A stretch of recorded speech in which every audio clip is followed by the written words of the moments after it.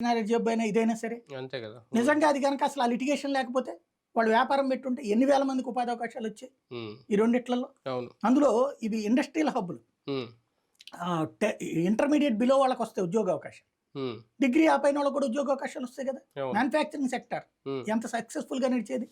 భారతదేశంలో ఏ విదేశీయుడైనా పరిశ్రమ పెట్టాలంటే పెద్ద సమస్య ఏంటంటే ల్యాండ్ లిటిగేషన్. ఇక్కడ దాంట్లో మనం కొన్న తర్వాత ఒకడొచ్చి దేవాదాయం అంటాడు, ఒకడొచ్చి వక్ఫ్ అంటాడు, ఇంకోడొచ్చి ఇంకో పేరు చెప్తాడు.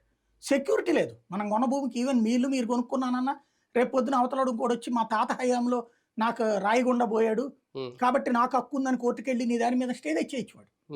ఇట్లాంటి దరిద్రాలు బోలెడు సచ్చినాయి మన దేశంలో. అలాంటి లిటిగేషన్స్ కి శాశ్వత పరిష్కారంగా తీసుకొచ్చినటువంటిదే ల్యాండ్ టైటిలింగ్ యాక్ట్.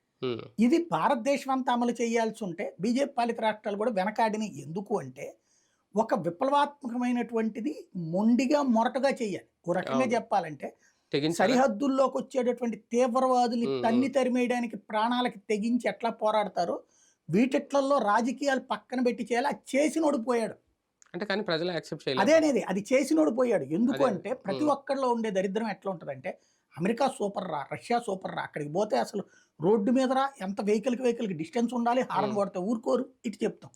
మరి నువ్వు ఇక్కడ ఎట్టా నడుపుతావు బండి అంటే నువ్వు అడ్డదిడ్డంగా పోతావు. అదే అడిగితే నీ పక్కనోడు అట్ట వెళ్ళాడు కాబట్టి అంటావు. నువ్వు సరిగ్గా వెళ్తుంటే కదా నీ పక్కనోడు కూడా అట్టగా నియమబద్ధంగా పాటించేది. నీతులు అనేది ఎదురోడికి చెప్పడానికి బాగుంటే మన దగ్గరకు వచ్చేటప్పటికి ఎగ్జామ్షన్ కావాలని కోరుకుంటాం. ట్రాఫిక్ సిగ్నల్స్ దగ్గర మన వరకు ఎగ్జామ్షన్ ఉండాలి, మిగతా వాడిని ఎందుకు యాక్షన్